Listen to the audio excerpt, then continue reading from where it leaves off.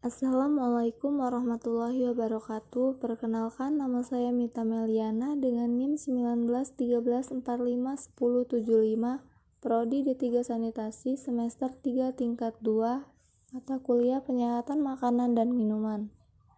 Di sini saya akan menjelaskan tentang proses pengolahan selai nanas. Tujuannya untuk mengetahui teknik pengolahan dan pengawetan makanan dengan penggulaan adalah untuk menghasilkan produk dengan daya simpan lama, memiliki struktur dan tekstur tertentu seperti membentuk struktur matrik gel 3 dimensi pada selai, menaikkan nilai jual sebagai bentuk disverifikasi. Fungsi pengolahan produk pangan dengan gula supaya pertumbuhan bakteri pembusuk terhambat karena makanan yang dimasak dengan kadar sukrosa atau gula pasir tinggi akan meningkatkan tekanan osmotik yang tinggi.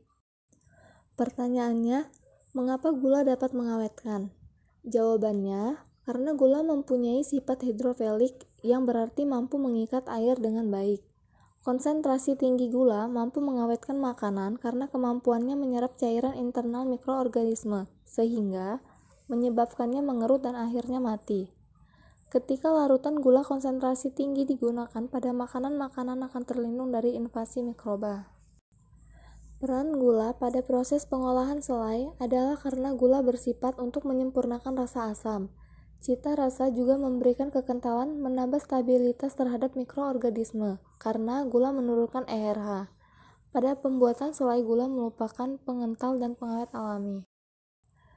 Pengolahan makanan adalah kumpulan metode dan teknik yang digunakan untuk mengubah bahan mentah menjadi makanan, atau mengubah makanan menjadi bentuk lain untuk dikonsumsi oleh manusia atau hewan di rumah atau industri pengolahan makanan. Pengawetan makanan adalah cara yang digunakan untuk membuat makanan memiliki daya simpan yang lama dan mempertahankan sifat-sifat fisik dan kimia makanan. Dalam pengawetan makanan harus diperhatikan jenis bahan makanan yang diawetkan, keadaan bahan makanan, cara pengawetan, dan daya tarik produk pengawetan makanan.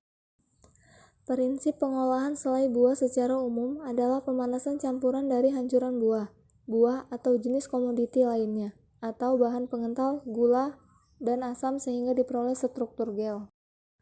Selai atau selai adalah salah satu jenis makanan awetan berupa sari buah atau buah-buahan yang sudah dihancurkan, ditambah gula dan dimasak hingga kental atau berbentuk setengah padat.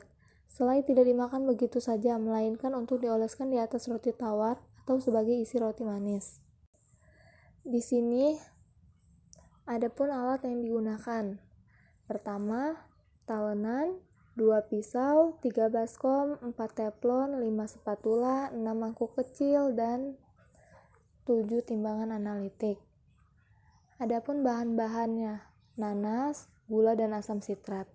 Prosedur kerja. 1. Siapkan buah nanas yang matang. 2. Kupas kulit buah nanas, buang matanya, lalu potong buah nanas menjadi 4 potongan. 3. Parut buah nanas di dalam mangkuk.